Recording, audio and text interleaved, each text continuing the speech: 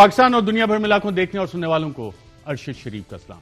नाज़रीन, कहा जाता है और वो लोग कहते हैं जो कि पावर कॉरिडोर्स में रहे और पावर कॉरिडोर्स को बहुत करीब से देखा कि पाकिस्तान में तमाम इदारे, एवरी इंस्टीट्यूशन, उसमें जो लीडरशिप है या वो ऑब्लाइज्ड है, ममनून है किसी ना किसी की, या कंप्रोमाइज है, कोई मजबूरियाँ उनकी, कोई ना कोई उन्होंने कंप्रोमाइज़ किया हुआ, या कि करप्ट हैं।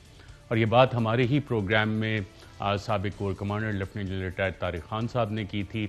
उनकी ये बात अपनी जगह, लेकिन और भी जितने हमने सीनियर लोगों से बात की जो इस सारे निज़ाम को देख चुके हैं, वो भी यही कहते रहे कि जनाब ये मसाइल इस तरह से हल नहीं होंगे, एक रेडिकल सर्जरी आपके इस निज़ाम को चाहिए। और उसकी वजह यह है कि इस निज़ाम में एक रिवॉल्विंग डोर मैकेनिज़्म लगा हुआ है। उसमें से जो लोग अंदर जाते हैं वो कहते हैं जी बाहर जाने वाले करप्ट थे, और जो बाहर वाले होते हैं जी वो कहते हैं कि अंदर बैठे लोग करप्ट हैं। और मुल्क का निज़ाम जो है वो उसी तरह से चलता जा रहा है। और इससे सवालात ये भी उठते हैं कि जनाब क्या पाकिस्तान की नेशनल सिक्योरिटी वो तो किसी तरह से एंडेंजर नहीं हो रही? बिल्कुल, ये तो एंडेंजर होती है, उसी वजह से एंडेंजर होती है जब उन्हीं चले हुए कारतूसों से हम निज़ाम चलाने की कोशिश करते हैं। और रिवॉल्विंग डोर पॉलिसी पे हम कहते हैं कि जी ये निज़ाम के लिए सिर्फ यही लोग निज़ाम चला सकते हैं, चलो इन्हीं को साथ मामला चलाते हैं, करप्शन को साइड पे रखो। और जब भी कोई ऑब्लाइज, कंप्रोमाइज़ या करप्ट लोग इस तरह के फ़ैसले करते हैं तो मुल्क एक कदम जो आगे लेता है वो 2-3 कदम पीछे जाने पड़ते हैं। और इसी हवाले से नाज़रीन आपको मैं बता दूँ, 2016 में गालिबन डॉक्टर अशफाक हसन खान साहब से हमने बात की। डॉक्टर अशफाक हसन खान मुल्क के रिनाउंड इकोनॉमिस्ट भी हैं और नस्ट यूनिवर्सिटी के प्रिंसिपल भी हैं। उस वक्त उन्होंने क्या बात की थी, आइए देखते हैं। दार साहब ने बहुत सारे जो पेमेंट्स हैं उनको बजट से निकाल कर इधर उधर पार्क कर दिया है। यानी कि मेरे नजदीक वो बारूदी सुरंगें बिछा रहे हैं आने वाले फाइनेंस मिनिस्टर के लिए कि वो उसने जहां भी कदम रखा एक धमाका होगा और आवाज आएगी 700 बिलियन हमारे दे दो। दूसरी तरफ कदम रखेगा, एक धमाका होगा, आवाज आई 500 बिलियन हमारे दे दो। ये इस तरीके से बिछा दिया है कि उसको बजट से बाहर कर दिया। बजट में कहें देखिए हमारे बजट तो बहुत खसारा कम कर दिया, मैंने 4.5% खसारे पे लिया है।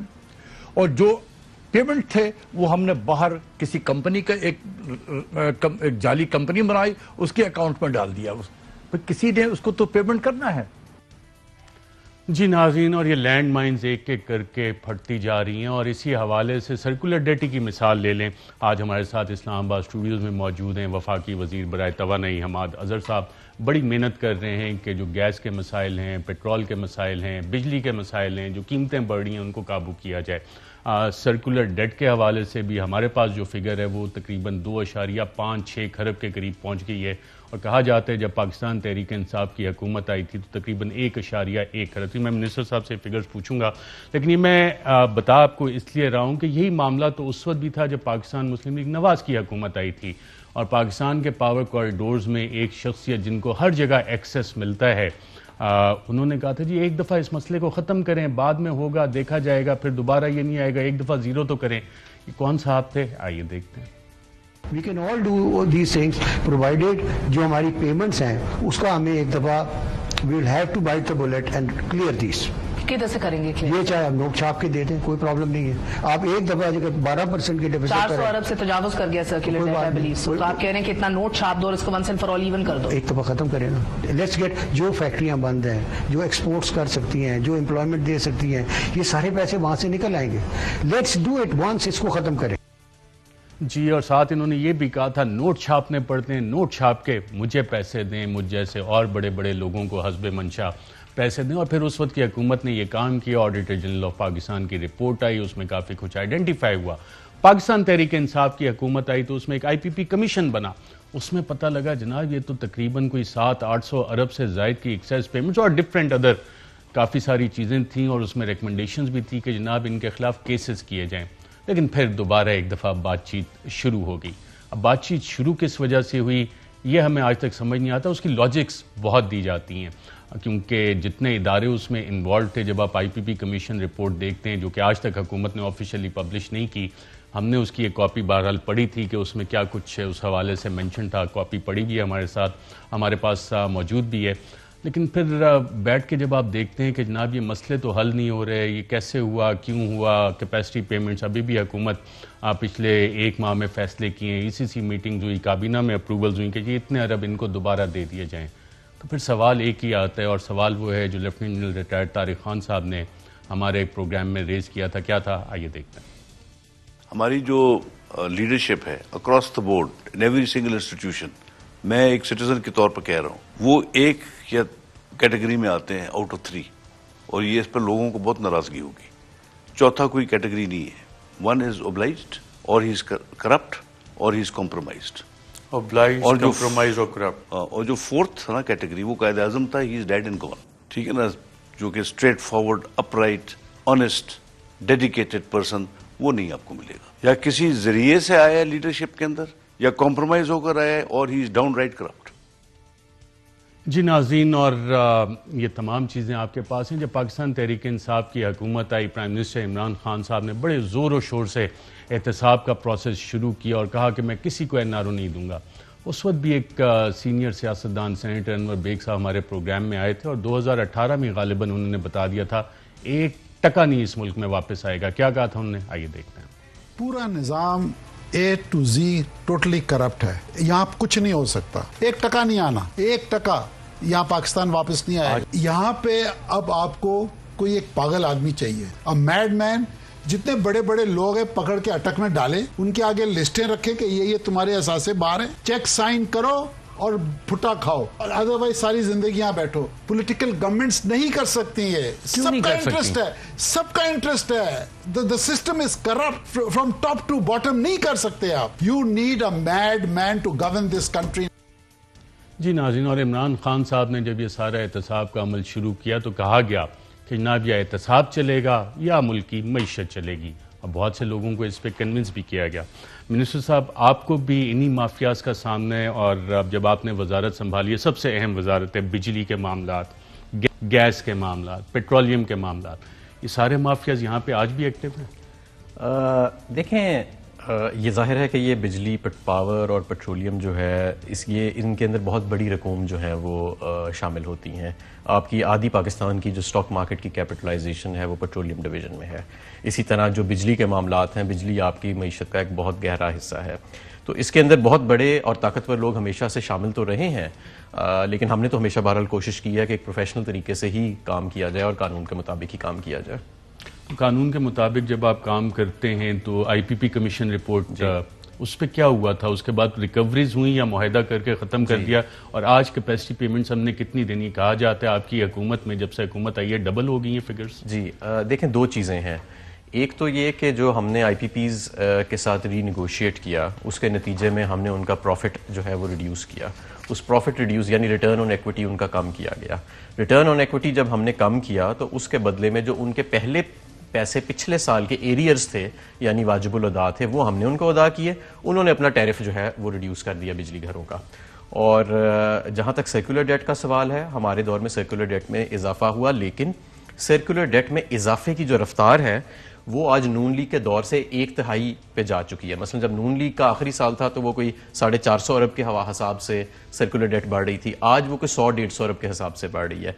ये इस चीज़ के बावजूद है कि आज हम दुगना बिजली घरों को किराया दे रहे हैं। वो 400 अरब देते थे, हम 800 अरब दे रहे हैं, क्योंकि उनके लगाए हुए जो थे, जो उन्होंने कॉन्ट्रैक्ट पे दस्तखत किया, वो प्लांट अब चालू हो रहे हैं, तो उनका मीटर अब चलना शुरू हुआ है। तो हम दुगना किराया दे रहे हैं, लेकिन सर्कुलर डेट में इजाफे की रफ्तार को हम तकरीबन 1/3 पे ले आए हैं। इस वक्त कितना है सर्कुलर डेट? तकरीबन 2300 अरब के करीब होगा। 2.3 खरब रुपए, 2300 अरब रुपए की कैपेसिटी पेमेंट्स ये हैं कि जी प्लांट चले या ना चले, मुआहदे ऐसे कि आपने पेमेंट करनी है। जी, इसके ऊपर जो अगर आप इसका ब्रेकडाउन लें तो हमारी सर्कुलर डेट में जो इजाफा है वो 80% से ज़्यादा, 85% तकरीबन जो कैपेसिटी पेमेंट्स हैं, बढ़ती हुई कैपेसिटी पेमेंट्स, उनकी वजह से है। मसलन 2013 में ये सिर्फ 180 अरब थी, नून लीग ने सौदे करने शुरू किए नए बिजली घरों के, ये 400 अरब पे आ गई। अब वही उनके सौदे किए हुए अब दोबारा चालू हो रहे हैं, जो प्लांट्स रह गए थे, ये 800 अरब पे आ गई। उन्हीं के ही सौदे किए हुए 2013 से 18, ये आइंदा चंद सालों में 2500 अरब पे चला जाएगा। तो ये कौन अदा करेगा? या हम बिजली का नर्ख बढ़ाएं या गर्दिशी कर्जे बढ़ाएं, तो दोनों को अदा कौन करेगा? ये अवाम पे करती है। देखें ये सारे मेरे पास ये चंद बिल पड़े हैं इस वक्त। Per unit cost of electricity आप कहते हैं जी सब्सिडाइज करेंगे, 15 यूनिट जिस शख्स ने कंज्यूम किए हैं उसका 1043 रुपए बिल है और उसमें मुख्तलिफ किस्म के सरचार्जेज हैं, fuel price adjustment, FC surcharge, TV fees, electricity duty, GST, total FPA अलग है 1043 रुपए। ये कितनी बन जाती है? तकरीबन 70 रुपए फी यूनिट बन जाती है नहीं, तकरीबन। देखें दो चीज़ें हैं। एक है आपका बेस टैरिफ। आपका बेस टैरिफ औसतन कोई 15-16 रुपए के करीब है, लेकिन जो आपका लाइफलाइन कंज्यूमर है जो 0 से 200 इस्तेमाल करता है वो कोई 11 रुपए के करीब है। जो ये फ्यूल एडजस्टमेंट आ रही है इसकी बुनियादी वजह यह है कि जो बढ़ती हुई आलमी मंडी में इंपोर्टेड फ्यूल्स की कीमत, क्योंकि आपको याद होएगा कि मुस्लिम लीग नून ने जितने बिजली घर लगाए वो ज़्यादातर तकरीबन सारी इंपोर्टेड फ्यूल पे थे, इंपोर्टेड कोयला, इंपोर्टेड LNG। तो जो बैनुल अक़वामी मंडी में बढ़ती हुई आलमी मंडी में इंपोर्टेड कोल की और इंपोर्टेड LNG की कीमतें हैं, उसकी वजह से ये जो है ये लग के आ रहा है।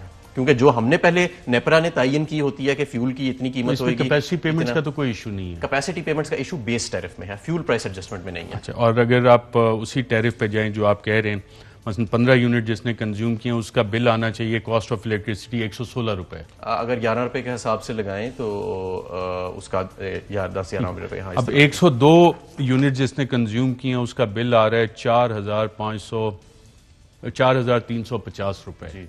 तो ये आम आदमी ये किसकी कॉस्ट पे कर रहा है? बिल्कुल, देखें ये इस वक्त सारी दुनिया में ये जो बढ़ते हुए फ्यूल्स हैं, कोयला महंगा हो गया, गैस महंगी हो गई, LNG महंगी हो गई। आज ही ये खबर है कि बरतानिया के अंदर 50% बढ़ गए हैं बिल, यूरोप के अंदर 5-5 गुना बिल बढ़ गए हैं। अल्हम्दुलिल्लाह वो हमारी सूरत हाल नहीं है कि हमारे 5-5 गुना पिछले साल की बनिस्बत जो है वो बिल बढ़े हुए हैं, लेकिन ये ज़रूर है कि आलमी मंडी में, क्योंकि अब हमारे जो बिजली घर हैं उनमें बहुत ज़्यादा हिस्सा उनका है जो उस ईंधन पे चलते हैं जो पाकिस्तान से नहीं मुल्क के बाहर से लिया जाता है। तो जब मुल्क के बाहर वाला वो उसकी प्राइस ऊपर चली जाती है तो जाहिर है उसका एक इम्पैक्ट हमारे टैरिफ पे आता है। मिनिस्टर साहब, ये जो बिल आते हैं इसमें कैपेसिटी पेमेंट्स चार्ज हो रही है लोगों को? जी, कैपेसिटी पेमेंट्स उनके बेस टैरिफ में शामिल है। मसलन जब हम कहते हैं कि हमने बिजली का नर्ख बढ़ा दिया 1.5 रुपए पर यूनिट, तो वो हम क्यों बढ़ा रहे हैं? वो कैपेसिटी पेमेंट्स की वजह से जो 800 अरब रुपया सालाना देना पड़ रहा है। हम जिस रेट में बिजली खरीद रहे हैं और जिसमें बिजली हम बेच रहे हैं सारिफ को दे रहे हैं, उसमें 2 रुपए का नुकसान है हुकूमत को, 1.5 से 2 रुपए। मिफ्ता इस्माइल साहब ने कुछ ट्वीट्स की थी कि आप लोग भी जो नए मुआहदे कर रहे हैं उसमें भी आप कैपेसिटी पेमेंट्स इनकॉर्पोरेट कर रहे हैं। नहीं, हमने तो कोई नया मुआहदा नहीं किया। तो हमने तो कोई नया मुआहदा नहीं किया। हम तो अभी जो पुराने उनके किए हुए मुआहदे हैं वो अल्हम्दुलिल्लाह इतने हैं और उनकी तादाद इतनी है कि हमें कोई नया मुआहदा, बल्कि अगली हुकूमत को भी कोई नया मुआहदा करने की जरूरत नहीं है, वो सारे मुआहदे करके जा चुके हैं। अच्छा, इस पे साबिक वज़ीर आज़म शाहिद खाकान अब्बासी सा कहते हैं, वो भी सुन लेते हैं, बल्कि डायरेक्ट आप ही से सवाल कर रहे हैं, आप ही के बारे में शायद कह रहे हैं। क्या कहा उन्होंने, आइए देखते हैं। जो आपके फर्नेस ऑयल के प्लांट्स हैं ये आज महंगी तरीन बिजली बना रहे हैं। काबीना ने 2018 में फैसला किया था कि हम पाकिस्तान में फर्नेस ऑयल इंपोर्ट नहीं करेंगे। जब पाकिस्तान ने फैसला किया पूरी दुनिया में फर्नेस ऑयल की कीमत गिर गई, जब इतनी बड़ी मार्केट निकल गई। आज ये बदकिस्मती है कि एक दफा फिर इस हुकूमत ने फर्नेस ऑयल की इंपोर्ट शुरू की। यहाँ से बहुत बू आती है करप्शन की। कह रहे हैं करप्शन की बू आ रही है उनको। देखें, इसमें इन्होंने 2-3 बातें बड़ी अजीब सी की हैं। एक तो ये कि इनके दौर से आज 4 गुना कम फर्नेस ऑयल इस्तेमाल हो रहा है। 1 गुना नहीं, 2 गुना नहीं, 4 गुना कम इस्तेमाल हो रहा है। दूसरी बात ये भी इन्होंने बड़ी अजीब सी कि शायद ये बैनुल अक़वामी तेल की मंडियों को और उसकी वॉल्यूम्स को और उसकी मिकदार को नहीं जानते। अगर ये समझते हैं कि पाकिस्तान के आलमी मंडी में फर्नेस ऑयल ना खरीदने से तेल की कीमतें जो है वो नीचे आ जाएंगी, तो मेरा ख्याल है कि जिस तरह के ये आजकल बयान दे रहे हैं इनको तो शायद कम ही लोग संजीदा लेते हैं, लेकिन ऐसी कोई बात नहीं। हम इनसे 4 गुना कम फर्नेस ऑयल इस्तेमाल करें और फर्नेस ऑयल के प्लांट्स तब चलते हैं जब वो मेरिट ऑर्डर के मुताबिक, यानी कि जब उनकी ज़रूरत होती है और वो अपनी बारी के टाइम पे चलते हैं, यानी कि आपको जब बिजली की ज़्यादा मिकदार चाहिए होती है। अच्छा, इसी हवाले से वो कहते हैं कि IPPs के हवाले से 2 कोई मीटिंग गुजरा है, उनको भी फ़ायदा दिया गया, क्या इल्ज़ाम लगाया, आइए देखते हैं। IPP मिन्नतें करते थे कई सालों से कि हमें ये कंसेशन दी जाए, दोनों कंसेशन दे दी गई हैं। उस वायदे में भी करप्शन की बू आती है। आप मुल्क को बताएं ना कितना फायदा हुआ आपका। यहाँ पर जो वजीर थे इसके इंचार्ज थे उनका अपना IPP था, एक और वजीर का भी IPP है, लेकिन कॉन्फ्लिक्ट ऑफ इंटरेस्ट नहीं है। कौन से वज़रा हैं जिनको फ़ायदा दिया गया? ये मेरे लम्बे नहीं है कि किन वज़रा की ये बात कर रहे हैं। मैं इनसे दरख्वास्त करूँगा कि सबूत लेके आएँ, और अगर ये सबूत लेके आए तो आपको पता है इमरान खान तो ऐसा शख्स है कि वो उसका अपना वजीर हो या दूसरे का वजीर हो, अपने पे वो बल्कि ज़्यादा सख्ती करता है। तो अभी जो IPP पेमेंट्स आपने अप्रूव की हैं सारी, तकरीबन 160 अरब की एक और 200 कुछ अरब की उससे पहले अप्रूव हुई है गालिबन। जी जी जी। तो इसमें जब आपने अप्रूव की तो उसमें रोश पावर का नाम था? मेरे इल्म में नहीं है कि रोश पावर का नाम था कि नहीं, क्योंकि ये जो आईपीपीज नेगोशिएशन है ये मेरे एनर्जी मिनिस्टर बनने से पहले हुई थी। अभी जो आपने लेकिन मुझे इतना जरूर पता है कि जिन जिन आईपीपीज को पेमेंट की गई है ये उनको उनके जो वाजिबुल अदा पैसे काफी देर से हुकूमत पाकिस्तान ने उनको देने थे उसकी मद में की गई है। कुछ उम्मीद है कि बिजली की कीमतें कम होंगी आवाम के लिए? देखें, बिजली घर जो है ना, अभी मजीद 26,000 मेगावाट के बिजली घर जो हैं उनकी कमीशनिंग होनी है आने वाले सालों में, और उनका अभी किराया, मैंने आपको बताया कि कैपेसिटी पेमेंट 180 अरब थी 2013 में, और नून लीग के ही लगाए हुए पावर प्लांट्स की वजह से ये 2500 अरब पे चली जाएगी सालाना पे, और हमारी टोटल इस वक्त टैक्स कलेक्शन 5-6 हज़ार अरब है। तो आप खुद हिसाब रखिए आखिर किसने पैसे देने, ये सारिफ ने देने हैं। अगर हम बिजली का नर्क नहीं बढ़ाते तो हमें दूसरी तरफ सर्कुलर डेट का सामना करना पड़ता है, लेकिन हम कोशिश कर रहे हैं कि इसके अंदर जो इजाफा है उसको कम से कम पे रखें, और दूसरे तरीकों से हम जैसे आईपीपी रीनेगोशिएशन किया, एलएनजी का सस्ता तरीन हमने सौदा किया, इन सारी चीज़ों से भी टैरिफ जो है वो कम होता है। तो हम ये चीज़ें करके कोशिश कर रहे हैं कि हमें नर्क कम से कम बढ़ाने पड़े। जो गैस की काफ़ी लोग कंप्लेन कर रहे हैं कि जी गैस तो मिल ही नहीं रही, और सर्दियों में आगे मजीद ये क्राइसिस ख़राब होने जा रहा है, एग्रेवेट हो रहा है। देखें, ये बहुत एक अहम इशू है, क्योंकि अमूमन हम ज़्यादा पावर की बात करते हैं और गैस की बात जो है वो एक बड़े महदूद से तनाज़ुर में रही है पाकिस्तान में। पाकिस्तान में गैस का जो सबसे बड़ा दुनिया का एक रेजरवॉयर था अपने ज़माने का, वो सुई का रेजरवॉयर था, वो 1952 में दरियाफ्त हुआ था, और उस टाइम वो दुनिया का एक बहुत बड़ा रिजर्व, शायद सबसे बड़ा रिजर्व तस्वर किया जाता था, और उसकी मियाद थी 60 साल। वो 60 साल की बजाय अब 70 साल से ज़्यादा गुजर चुके हैं, और अब हमारे जो लोकल कुदरती गैस के रिजर्व्स हैं वो दिन ब दिन हर साल 9% कमी होती है। जब से हमारी हुकूमत आई है 25% कमी हो चुकी है, और डिमांड बढ़ती जा रही है, इंडस्ट्री भी और लग रही है, घराने भी और लग रहे हैं जिनको गैस चाहिए। पाकिस्तान में शायद दुनिया का सेकंड लार्जेस्ट सबसे बड़ा डोमेस्टिक पाइप का नेटवर्क है। आप हिंदुस्तान में चले जाएं, आप दूसरे ममालिक में चले जाएं जहां जिनके पास हमसे ज़्यादा गैस है, वहां पे इतना डोमेस्टिक पाइप का यानी घरेलू सार्फिन के लिए इतनी गैस नहीं है जितनी हम देते हैं। तो ये 9% के हिसाब से जो गैस, अरशद साहब, हर साल नीचे जा रही है, डिमांड आपकी ऊपर जा रही है। तो जाहिर है कि हर सर्दियों में पिछले 10 साल से तो ये होता है, लेकिन हर साल बिगड़ता जा रहा है, एक डिमांड सप्लाई का गैप आ रहा है। इसको आप बाहर से ली हुई एलएनजी से पूरा नहीं कर सकते। बाहर से ली हुई एलएनजी 2700 रुपए की है, यहां पे रेट 200 रुपए का है। तो आप इस 10 गुना महंगी या 20 गुना महंगी तो नहीं गैस लेके अपने 200 रुपए वाले कस्टमर को दे सकते। आपकी सुई कंपनियां एक साल में ही बैंकरप्ट हो जाएंगी। जो हम थोड़ी सी देते भी हैं इंपोर्टेड गैस, उनको उसी से हमें कोई बहुत ज्यादा नुकसान हो चुका है। तो हमें अब लोगों को शिफ्ट करना है आहिस्ता आहिस्ता, खासतौर पर सर्दियों में मुतबादिल फ्यूल्स की तरफ। पाकिस्तान में 28% लोगों के पास गैस है, 70% से ज्यादा के पास नहीं है। हमने इन 28% को अब आहिस्ता आहिस्ता दूसरी चीज़ों पे, मसलन बिजली है, सोलर है, बायोगैस है, जिस तरह बाकी सारी दुनिया है, एलपीजी है, इन फ्यूल्स पे हमने शिफ्ट करना है। ये हमारे जो गैस के रिजर्व्स हैं ये सिर्फ 8-10 साल के रह गए हैं, और हर साल ये कम होते जा रहे हैं। तो गैस का भी सर्कुलर डेट कुछ बढ़ गया है? देखें, ये जो गैस का सर्कुलर डेट और बिजली का ना, ये तकरीबन आपस में मिला हुआ है। होता ये है कि जो बिजली का जो 2300 अरब का सर्कुलर डेट है ना, इसमें से आप समझ लें कि आधा जो है वो गैस में पार्क्ड है, तो ये उस 2300 अरब का ही हिस्सा है। लेकिन क्योंकि सुई कंपनियां बिजली घरों को गैस देती हैं या एलएनजी देती हैं, और फिर बिजली घर उन्हें पैसे वापस नहीं देते, तो वो वही 2300 अरब का एक हिस्सा गैस में आ जाता है। अनअकाउंटेड फॉर गैस यूएफजी लॉसेस ये कम हुए हैं? जी हुए हैं। कितने परसेंट पे आज? जब हम आए थे तो ये कुछ जब हम आए थे तो ये 12% थे सुई नॉर्दर्न गैस पाइपलाइन में, और ये कम होकर आपको 8.5% पे आ गए हैं 3 साल में। बदकिस्मती से सुई सदर्न गैस पाइपलाइन में ये इसकी कमी बहुत कम हुई है, वो अभी भी 15% पे खड़े हैं, और उसकी वजह ये है कि वहाँ डोमेस्टिक का नेटवर्क बहुत ज़्यादा फैली जा रहा है दिन ब दिन, और जितना डोमेस्टिक का नेटवर्क ज़्यादा होता है, बैनुल अक़वामी तजर्बा भी ये है, उतने आपके यूएफजी बढ़ते हैं। गैस क्राइसिस कब तक हल हो जाएगा? लोग जो कंप्लेन करते हैं जी गैस नहीं आ रही, तो कब तक उन्हें वाफिर मकदार में मसाइल हल हो जाएंगे? देखिए, हम कोशिश तो ये कर रहे हैं। इस साल हमें 1-2 अलहदा प्रॉब्लम्स भी आए हैं। मसलन इस साल यूरिया की हाईएस्ट एवर सेल हो रही है। तो यूजुअली कुछ फर्टिलाइज़र प्लांट्स हैं, बड़े फर्टिलाइज़र प्लांट्स, जो बहुत ज़्यादा गैस इस्तेमाल करते हैं, हम उनको 1 नवंबर को बंद कर देते थे, लेकिन इस मरतबा हमने उन्हें बंद नहीं किया। वो आज भी 24 आवर्स जो हैं वो चल रहे हैं। दूसरी तरफ हमारे पास जो प्रोसेस इंडस्ट्रीज़ हैं हमारी, वो ज़्यादा गैस ड्रॉ कर रही हैं पहले की बनिस्बत। पावर जो है वो ज़्यादा गैस ड्रॉ कर रही है पहले की बनिस्बत, क्योंकि आपकी मईशत का पहिया ज़्यादा तेज़ चल रहा है। हम 5-6% सनती ग्रोथ रेट जो है वो इंशाल्लाह इस साल अचीव करेंगे। इसके साथ साथ हमें ये प्रॉब्लम है कि पिछले साल से 10% और उससे भी पिछले साल से 20% गैस की कमी है।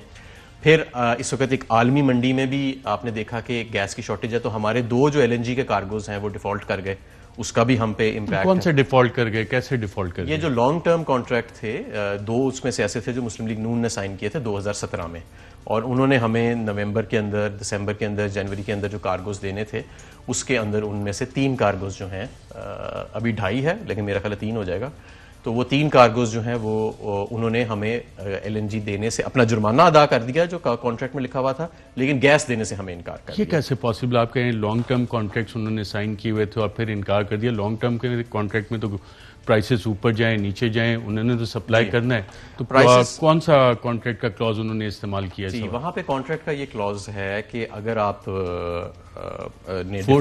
फोर्स मेजोर तो आप 30% पूरी कार्गो का हिस्सा, तो उसमें कहीं उनका फोर्स मेजोर में तो कोई नेचुरल कैलेमिटी आ जाए, कोई हादसा हो जाए, इस तरह का कोई हादसा हुआ? तो हम कंटेस्ट कर रहे हैं उस चीज़ को, वो क्लेम कर रहे हैं, हम उसे कंटेस्ट कर रहे हैं, और ये 3री मरतबा हुआ इस साल में कि उन कंपनीज ने किया है। कंटेस्ट किस फोरम पे करेंगे आप? अभी हम जो हमारी जो दोनों निजी कंपनियां हैं PLL और PSO, वो इसको लीगली एग्जामिन कर रही हैं कि ये कमर्शियल डिफ़ॉल्ट था या फोर्स मेजोर का डिफ़ॉल्ट था, क्योंकि नून लीग ने सिर्फ प्रोड्यूसर से गैस नहीं ली, उन्होंने ताजरों से भी गैस ली है।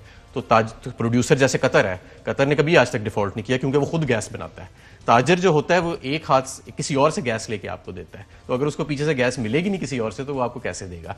आलमी मंडी में इस वक्त किल्लत है, हमसे ज़्यादा बुरे हालात हैं यूरोप के ममालिक के, 5-5 गुना गैस की कीमतें बढ़ गई हैं, गैस की सप्लाईज की बड़ी बंदिश है, जो हमारा उसके मुकाबले में अगर देखा जाए सूरत हाल चैलेंजिंग ज़रूर है लेकिन कदरे बेहतर है, क्योंकि हमने ना तो कीमतें बढ़ाई हैं अभी तक और ना ही हमारी जो इंडस्ट्री है उसको सप्लाई की उस तरह की बंदिश आ रही है जिस तरह वहाँ जहाँ पे 5-5 गुना कीमतें बढ़ गई हैं। साबिक वज़ीर आज़म शाहिद खाकान अब्बासी साहब कहते हैं कि LNG का मसला जो है और गैस का मसला किस तरह से, और वफाकी वजीर साहब क्या कर रहे हैं, क्या इल्जामात लगाए उन्हें, आइए देखते हैं।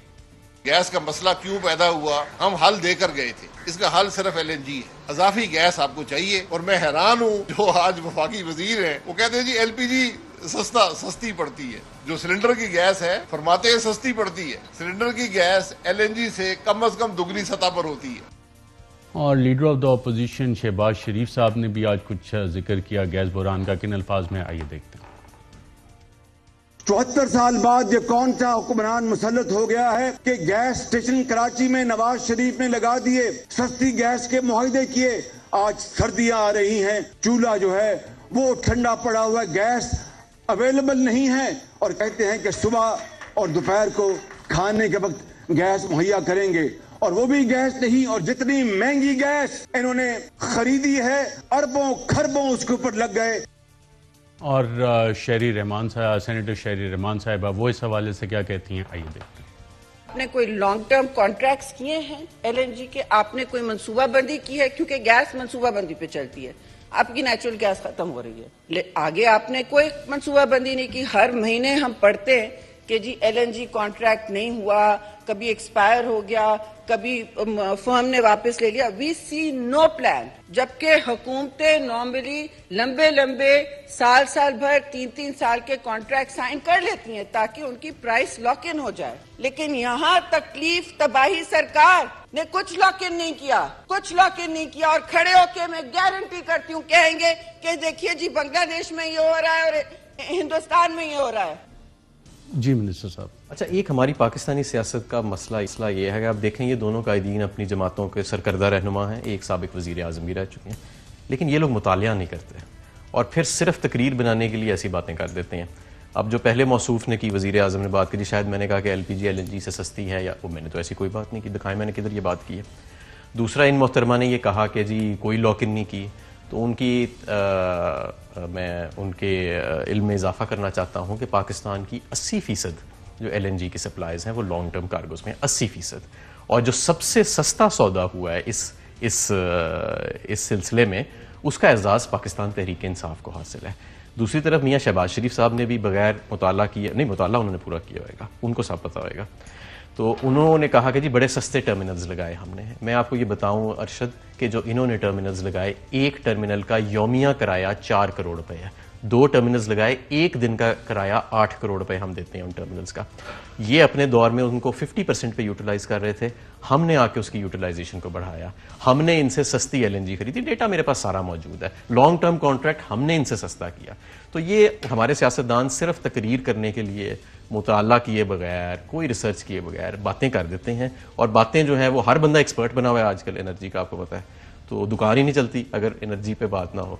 तो मेरा ख्याल है कि ये गलत कह रहे हैं, ये इस तरह लोगों को आंखों में धूल नहीं झोंकना चाहिए। ठीक है नाज़रीन, यहाँ पे एक वफ़ा लेते हैं। वफ़ाद किस सेक्टर को कितनी सब्सिडी जा रही थी, मिनिस्टर साहब के हवाले से इनके काबीना के कुलीस क्या कहते हैं, इनकी पार्टी के लोग क्या कहते हैं, और कुछ रिफॉर्म्स एजेंडा भी लेके चल रहे हैं वफाकी वज़ीर बराए तवानाई इमाद अज़हर साहब। ये क्या मामला हैं, इस पर बात करते हैं एक वफ़ा के बाद। वेलकम बैक नाज़रीन। वजारत तवानाई बहुत पावरफुल लोग होते हैं और कहा जाता है कि किसी भी दुनिया में सबसे ज़्यादा जो पावरफुल लॉबीज़ होती हैं वो एनर्जी सेक्टर में होती हैं, चाहे वो पेट्रोलियम कंपनीज हों, गैस कंपनीज हों और इससे रिलेटेड जितने बिजनेसेस भी होते हैं। मिनिस्टर साहब, एक पेट्रोलियम कमीशन रिपोर्ट आई थी जिसमें ऑयल रिफाइनरीज के बारे में काफ़ी सारे एक्शंस रिकमेंड थे, वो एक्शंस ले लिए गए हैं या इन द प्रोसेस हैं? बिल्कुल ले रहे हैं, और कैबिनेट कमेटी ऑन एनर्जी जो है वो महीने में एक दफ़ा उन तमाम एक्शंस का अपडेट लेती है, और उसके अंदर ओगरा के हवाले से बेशुमार तजावीज़ शामिल थी, कुछ उसके अलावा डेटा के हवाले से थी, और उन सब पे अमल दरामद हम कर रहे हैं। तो रिफाइनरीज कुछ बंद भी हुई हैं, किस वजह से? कहते हैं कि जी मिनिस्टर साहब में काम नहीं करने दे रहे, ऐसा मामला है कुछ? अच्छा, वो जैसे कि मैंने आपको कहा ना कि जब तक सनसनी ना फैलाई जाए और ये कहा जाए कि 10,000 अरब का यहाँ नुकसान हो गया, 500 अरब का इधर नुकसान हो गया, तो कुछ लोग समझते हैं हमारी दुकान नहीं चलेगी। बात सारी ये है कि आपके मुल्क में जब फर्नेस ऑयल के प्लांट्स चलते हैं तो रिफाइनरीज माल पूरा नहीं कर सकती, क्योंकि उनकी पैदावार है 7,500 टन एक दिन की, और हमारी जो कंजम्पशन फिर होती है वो 14-15 हज़ार टन एक दिन की होती है।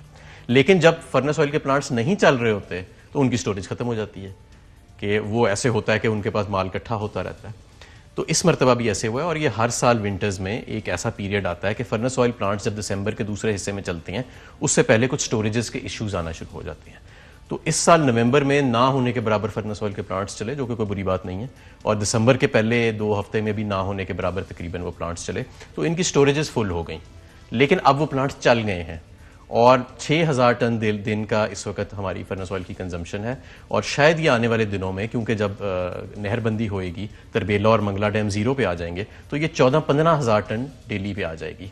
तो ये उनकी स्टोरेज फुल होने की वजह से, और हुकूमत के अलावा उनका ख़रीदार कोई नहीं है फर्नेस ऑयल का एज सच बड़ा ख़रीदार, तो इसलिए उनको अपना एक रिफाइनरी को बंद करना पड़ा। लेकिन मेरा ख्याल है क्योंकि फर्नेस ऑयल के प्लांट्स चल गए हैं और आने वाले दिनों में मज़ीद बड़ी तेज़ी से चलेंगे, तो ये जो निकला था वो हो जाएगा। बल्कि मैं तो ये समझता हूँ कि शायद जो आगे जनवरी का महीना आ रहा है, अगर खुदा न खास्ता उसमें हमारा 1-2 और डिफ़ॉल्ट हो गए, यही वजह है कि हमने थोड़ा सा 2 लाख टन को 2 हफ्ते के करीब का फर्नेस ऑयल हमने इंपोर्ट भी किया, क्योंकि हमें खदशा था कि LNG के जो डिफ़ॉल्ट जो अभी तक 3 हुए हैं वो इससे कहीं ज़्यादा ना हो जाए, क्योंकि अगर इससे वो ज़्यादा हो जाते हैं तो फिर आपके पास फर्नेस ऑयल जो है वो पूरा हो जाएगा। राइट। और काफ़ी सारे लोग आपसे नाराज़ भी हैं, सुने एप्टमा आजकल नाराज़ है, वो किस वजह से? जी बहुत सख्त नाराज़ हैं, शदीद नाराज़ हैं, लेकिन कोई ऐसी बात नहीं है। क्यों नाराज़ हैं, किस वजह से? वो इस वजह से नाराज़ हैं कि वो हमसे $6.5 पर MMBTU की बिजली ले रहे थे, और गैस ले रहे थे, और वो गैस हम उन्हें सब्सिडाइज दे रहे थे, क्योंकि बाहर से हम $12 या $15 की LNG लेते हैं और फिर इन्हें $6.5 पे देते हैं। तो मेरे पास फाइनेंस की तरफ से तो कोई अभी तक रकम मौजूद नहीं है उनको ये सब्सिडी देने की, तो मैं अपनी सुई कंपनियों पे बोझ ज़्यादा नहीं डाल सकता, मैंने तो अपनी कंपनियों का हिफाजत करनी है। दूसरी तरफ वो इस वजह से नाराज़ हैं कि वो मुझे ये कह रहे थे कि इन सर्दियों में, जबकि पूरी दुनिया में गैस की किल्लत है, LNG की किल्लत है, हमारे 3 कार्गोस डिफ़ॉल्ट कर गए हैं, तो वो चाह रहे थे कि हमें सिर्फ कपड़ा बनाने के लिए नहीं, बिजली बनाने के लिए भी गैस फराहम करें। तो वो हम नहीं कर सकते थे, क्योंकि हमारा काबीना का कानून के मुताबिक एक प्रायोरिटी ऑर्डर है, और उस प्रायोरिटी ऑर्डर को फॉलो करना कानून। कितनी दे रहे हैं आप टेक्सटाइल सेक्टर को गैस और इलेक्ट्रिसिटी पे? गैस पे जी तकरीबन जो इस साल इन्हें सब्सिडी जाएगी वो 62 अरब रुपया साल की है, और बिजली पे 20 अरब रुपया सालाना है। आवाम यहाँ कैपेसिटी पेमेंट्स दे रहे हैं, तो ये क्यों इतने लाड लेंगे इन्हें आप तकरीबन 82 अरब रुपए की सब्सिडी दे रहे हैं? देखें, ये फैसला मेरा नहीं है, और मैं तो समझता हूँ कि सब्सिडी को टारगेटेड होना चाहिए, क्योंकि इस सब्सिडी में एक और बड़ी अजीब सी बात यह है कि इसमें यह तफरीक नहीं है कि ये एक्सपोर्टर के लिए है, कई ऐसी मिलें हैं जो लोकल कपड़ा भी बना रही हैं, आपने देखा वो भी बहुत काम चलता है यहाँ पे, तो वो भी इसे इस्तेमाल करना चाहती हैं इस सब्सिडी को, तो उसकी भी कोई तफरीक नहीं है। फिर ये भी तफरीक नहीं है कि इससे कपड़ा बनाना है या बिजली बनानी है। तो मैं समझता हूँ सब्सिडी अच्छी वो होती है जो टारगेटेड होए, सब्सिडी अच्छी वो होती है जो एक महदूद मुद्दत के लिए होए। हमने इसको एज ए रीस्टार्ट इंसेंटिव दिया था, जून 2020 में ये सब्सिडी ख़त्म हो जानी थी और इनका हमारे साथ ये मुआहदा भी हो गया था, लेकिन अब 1.5 साल के बाद अभी तक ये सिलसिला चल रहा है। मेरे पास कोई फंडिंग की एलोकेशन नहीं है और काबीना का प्रायोरिटी ऑर्डर जो कानून का हिस्सा है, मैं कानून का ताबे हूँ उसको फॉलो करने का। एक्टिमा में जितने लोग बैठे हैं ये तो मल्टी बिलियनर लोग हैं, ऐसा ही है मामला? कामयाब लोग हैं, कामयाब बिजनेसमैन हैं। और जो मिल ओनर्स हो गए, तो ये 82 अरब रुपए आप एहसास प्रोग्राम में नहीं दे सकते जो सब्सिडी इनको दे रहे हैं?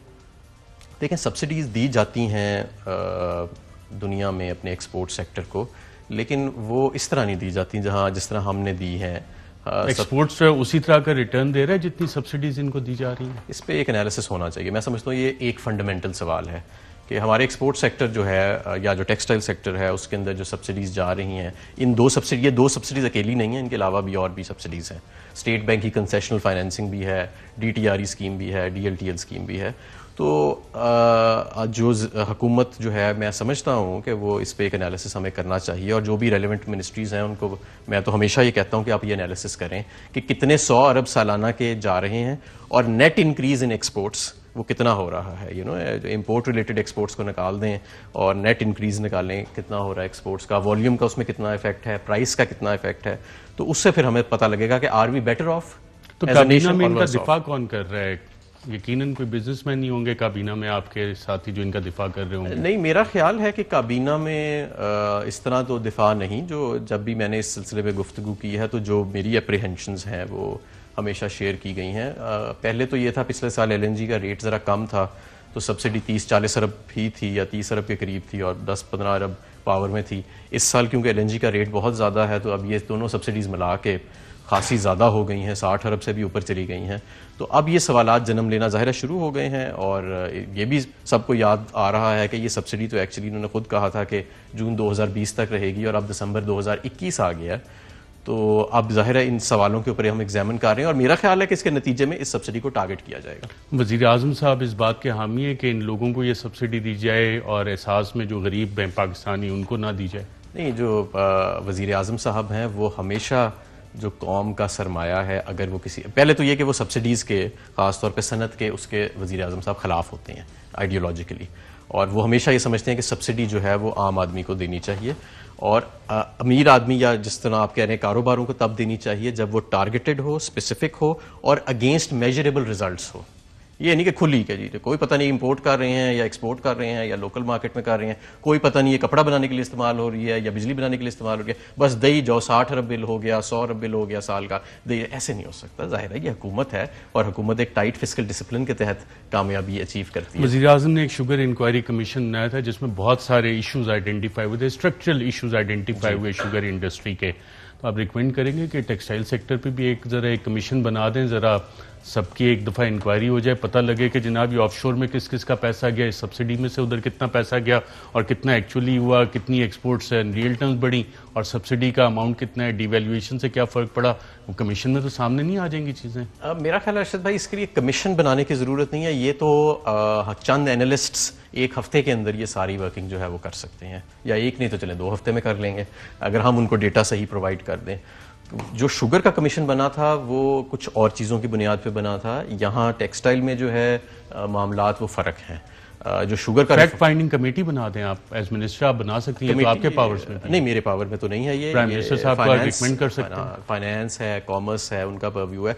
मुझे तो जितने फाइनेंस पैसे देती है कि अभी आपने इतनी सब्सिडी देनी है इनको, मैं उतनी देता हूं। मैं तो एक पोस्ट ऑफिस हूं, इस साल मुझे पैसे कोई नहीं दिए गए, आप बहुत कम दिए गए, जितने दिए गए वो अगस्त में। प्राइम मिनिस्टर साहब को रिकमेंड करेंगे कि इस हवाले से एक फैक्ट फाइंडिंग कमेटी बना दें? मैं रिकमेंड बिल्कुल करूंगा जी, आपका पैगाम मैं उन तक पहुंचाऊंगा और मेरा पैगाम ही एज मिनिस्टर अच्छी तजवीज़ है। मैं तो पहले से कह रहा हूं, मैं तो ये बड़ी बात पहले से कह रहा हूं कि एक किसी भी, नॉट जस्ट टेक्सटाइल, किसी भी इंडस्ट्री को जब आप सब्सिडी देते हैं या किसी भी सेक्टर को जब आप सब्सिडी देते हैं तो ये आवाम का पैसा होता है जो आप इस्तेमाल कर रहे हैं। ये पैसा इवेंचुअली आम आदमी की जेब से निकलता है। इस पैसे को सोच समझ के और बड़े मेजरेबल टारगेट्स के अगेंस्ट एक टारगेटेड स्पेसिफिक तरीके से इस्तेमाल करना चाहिए, फिर उसके रिजल्ट्स निकलते हैं। मसलन हमने एक स्टडी कराई last year ministry of petroleum ने, जिसमें London school of economics, university of Chicago, तो उन्होंने ये हमारी सब्सिडीज देखी हैं जिनका मैं जिक्र कर रहा हूँ। उन्होंने कहा इनका कोई रिलेशन नहीं है आपकी एक्सपोर्ट राइस के साथ, मतलब वो कॉजैलिटी नहीं है। तो एक तरफ हम इतने दे रहे हैं पैसे, दूसरी तरफ इस तरह के सवालात जन्म ले रहे हैं। मेरे पे बेशक जितनी मर्जी तनकीद करें, लेकिन मैंने इस कौम से, इस रियासत से वफादारी का हलफ उठाया। मैं उस तनकीद से घबराऊंगा नहीं, मैं ये सवालात पूछता रहूँगा। नाज़रीन, यहाँ पे एक वफ़ा लेते हैं और वफ़े की बात करेंगे कि हमाद अज़हर साहब से, वफाकी वज़ीर तवानाई से, उनके कुलीग्स क्यों नाराज़ हैं। खतूत भी लिखे जा रहे हैं। आफ्ताब हुसैन सिद्दीकी साहब का ख़त आया, मिनिस्टर साहब तो फ़ोन भी नहीं उठाते, अवेलेबल भी नहीं होते। एक वफ़े के बाद वेलकम बैक नाज़रीन। मिनिस्टर साहब, आपकी पार्टी के लोग भी आपसे नाराज़ हैं। एक ख़त मेरे सामने पड़ा आफ्ताब हुसैन सिद्दीकी साहब, इन्होंने कहा जी आप तो फ़ोन भी नहीं उठाते, आपको मैसेजेस दें आप रिस्पॉन्ड भी नहीं करते। देखें, बात यह है कि मेरे पास जो 2 वजारतें हैं, तवानाई की और पेट्रोलियम की, अमूमन जो हमारे 176 MLAs हैं उनका काम इससे रहता है। हर बंदे ने हल्के में अपने गैस के, बिजली के काम कराने होते हैं। हमारे कई MPs भी हैं, सूबाई मिनिस्टर्स भी हैं, उनको भी मेरे से अमूमन काम रहता है, सेनेटर्स को भी रहता है। तो मैंने एक ओपन डोर पॉलिसी रखी हुई है कि अगर कोई अवाम का नुमाइंदा है, MNA, MPA या सेनेटर है, तो उसको मेरे से टाइम लेने की ज़रूरत नहीं पड़ती। वो किसी भी टाइम मेरे पास दफ्तर में आ सकता है और बगैर किसी से पूछे मेरे कमरे में दाखिल हो जाए। आज मसलन मैंने 16 MNA से, मैं बगैर किसी के पास कोई टाइम नहीं था, जो भी आया 16 MNA से मैंने आज मुलाकात की। 16 MNAs के मसाइल क्या थे? गैस कनेक्शन चाहिए था? नहीं, MNAs के मसाइल ये होते हैं, किसी के बिजली के मसाइल हैं, किसी की ऑन गोइंग स्कीम्स होती हैं गैस की, पाइपलाइंस की, किसी के और कोई इश्यूज होते हैं। तो आफ्ताब सिद्दीकी साहब का मैंने लेटर देखा जब मुझे 7 माह के करीब हुए हैं, 6 से 7 माह एनर्जी मिनिस्टर आए हुए, और तकरीबन तमाम MNAs जो हैं वो बार बार मेरे दफ्तर आ चुके हैं काम कराने। अनफॉर्चुनेटली आफ्ताब सिद्दीकी साहब मेरे पास कभी नहीं आए। अलबत्ता इनका मैसेज भी नहीं किया। मैसेज इन्होंने ज़रूर किया, मैंने देखा, लेकिन क्योंकि मेरे पास मैसेजेस बहुत ज़्यादा होते हैं तो मैं प्रेफर ये करता हूँ कि अगर मेरे सरकारी लैंडलाइन नंबर पे कॉल करें या मेरे दफ्तर आ जाए कोई भी MNA बगैर किसी टाइम लिए भी। कह रहे हैं अगर इस तरह का एटीट्यूड रहा तो जो लोकल बॉडीज इलेक्शन में हुए खैबर पख्तूनख्वा में, पाकिस्तान तहरीक इंसाफ के साथ इसी तरह फिर सब जगह होगा। मैंने तो आपको बताया ना कि आज भी मैं दर्जनों MNA से मिला हूँ और हर हफ्ते मिलता हूँ और बगैर किसी टाइम के, अपॉइंटमेंट के मिलता हूँ। जो मर्जी मेरे जब मर्जी दफ्तर आ जाए, ये भी आ सकते हैं, लेकिन ये कभी आए नहीं। और इनको मैंने फिर मैसेज भी किया, मैंने कहा कि आपको मेरी पॉलिसी का पता है, अब मैं 7 माह से वजीर हूँ, आले मिलने में। तो पार्लियामेंट्री सेक्रेटरी भी है मेरे ख्याल। पार्लियामेंट्री सेक्रेटरी मेरे टाइम के हैं जी, जो उसको बैरी अमूर के। अच्छा, तो ये इनको जहमत, ये बताएं, बैरी अमूर का आपने टर्मिनल्स का जिक्र किया था, इकबाल ज़ैद अहमद की मुलाकात भी करवाई आपने वज़ीर आज़म से? इकबाल ज़ैद अहमद साहब जो हैं जी, हमने एक मुलाकात PM साहब ने की जिसके अंदर जितने मौजूदा टर्मिनल्स हैं और जितने लोग नया टर्मिनल लगाना चाहते हैं उन सबको दावत दी गई। 2 मौजूदा टर्मिनल्स हैं, एक एंग्रो का है। सुप्रीम कोर्ट की जो जजमेंट थी उस हवाले से इम्प्लीमेंटेशन वो आपकी हुकूमत की भी जिम्मेदारी है। कौन सी जजमेंट? सुप्रीम कोर्ट की LPG केस में बाकायदा JGVL के हवाले से बाकायदा ऑब्जर्वेशंस हैं, रिकमेंडेशंस हैं, जो कि किससे रिकवरी भी करनी है, तकरीबन $50 मिलियन की। सब जुडिस केस है, केस अभी चल रहा है और हमने सुप्रीम कोर्ट के आज फैसला किया है कि हम सुप्रीम कोर्ट को अप्रोच करेंगे कि इस केस का जल्दी फैसला करें। मैं लेकिन आपके जरा पहले सवाल का जवाब आउटस्टैंडिंग ड्यूज हैं जो इन्होंने पे करने हैं। सुई सदन कंपनी जो है वो ये क्लेम करती है कि इनके आउटस्टैंडिंग ड्यूज हैं और ये क्लेम करते हैं कि नहीं है। तो इस सिलसिले में केस चल रहा है। $1 मिलियन क्लेम कर रही है। ये कोई 8 अरब रुपए मेरा ख्याल है गोया है जो क्लेम किए जा रहे हैं। लेकिन आपका जरा मैं पहले वाला सवाल का जवाब दे दूं कि क्योंकि मुझे पता है कि बड़े लोगों को तशवीश है कि वो मीटिंग क्यों होती है। PM साहब की जो मीटिंग है, 2 एग्जिस्टिंग हमारे टर्मिनल्स हैं, एक एंग्रो और एक PGPCL। ये हमारी हुकूमत में नहीं लगे, ये मुस्लिम लीग नून की हुकूमत में लगे। 2 नए लोग टर्मिनल्स लगाना चाह रहे हैं उसी मॉडल पे। एक मतलब उस मॉडल से मुराद ये कि हमारी उस पर कोई लाइबिलिटी नहीं होगी, लेकिन वो इंफ्रास्ट्रक्चर वैसा ही होएगा। एक एनरगैस जो कि लकी सीमेंट और दूसरी कंपनी लगाना, और एक मित्सुबिशी कॉरपोरेशन जो जापान की कंपनी है। इन चारों अफराद के साथ वज़ीर आज़म साहब की मुलाकात हुई। और अगर ये कोई शख्स समझता है कि किसी एक शख्स की मुलाकात इसलिए नहीं होनी चाहिए थी कि हमाद अज़हर को या अरशद को या किसी तीसरे शख्स को उसकी शक्ल पसंद नहीं, तो सरकार पसंद नापसंद नहीं, सरकार तो एक यूनिफॉर्म बेंचमार्क और कानून के ऊपर चलती है। जब बहुत से लोग कह रहे हैं ख़ासतौर पर पिंडी इस्लामाबाद के, जी गैस के कनेक्शंस नहीं मिल रहे और लोग इस पे जो हैं आपके डिपार्टमेंट में वो पैसे मांगते हैं, रिश्वत मांगते हैं कनेक्शन लगाने के लिए, क्या ये हकीकत है? देखें, सबसे पहले तो ये कि गैस के कनेक्शंस पे हमने आर्जी बंदिश लगाई हुई है, क्योंकि ऑलरेडी पाकिस्तान में जो डोमेस्टिक गैस पाइपलाइन का नेटवर्क है वो दुनिया का सबसे बड़ा होता जा रहा है, और हमारे पास गैस दुनिया के, हम जो टॉप 20 मुल्क हैं उसमें भी नहीं है, टॉप 25 में भी नहीं है हम गैस प्रोड्यूसिंग। तो हमसे ज़्यादा जिन लोगों के पास गैस है वो अल्टरनेटिव फ्यूल्स पे जा रहे हैं, और हम अपना जो कुदरती वसाइल है और इतना नायाब हो चुका है वो दुनिया में, हम उसको हीटरों में इस्तेमाल कर रहे हैं, चूल्हों में भी कर रहे हैं इस्तेमाल, हमें अल्टरनेटिव है। तो हमने इस वक्त 70% से ज़्यादा पाकिस्तान के पास गैस नहीं है, लेकिन जिस 28% के पास है, तो जो पिंडी इस्लामाबाद में लोग गैस कनेक्शन लगाना चाह रहे हैं वो क्या करें? अभी हमने आर्जी तौर पर बंदिश की हुई है, और इसको भी अगर कोई मौका मिला तो इस पर नजरसानी करेंगे, लेकिन फिलहाल आर्जी तौर पर इस पर बंदिश है। वफाकी वज़ीर बराए तवानाई इमादत साहब, बहुत शुक्रिया में शिरकत करने का। नाज़रीन, आज के प्रोग्राम में इतना, इजाजत दीजिएगा। अल्लाह।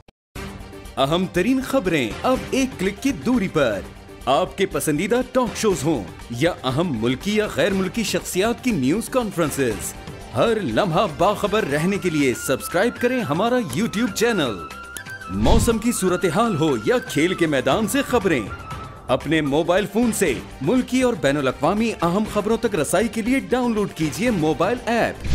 बावसूख ज़राए से मुसद्दिका खबरों, तज्ज़ियों और तबसरों से मुस्तफ़ीद होने के लिए विजिट कीजिए पाकिस्तान की सबसे बड़ी न्यूज वेबसाइट www.arYnews.tv।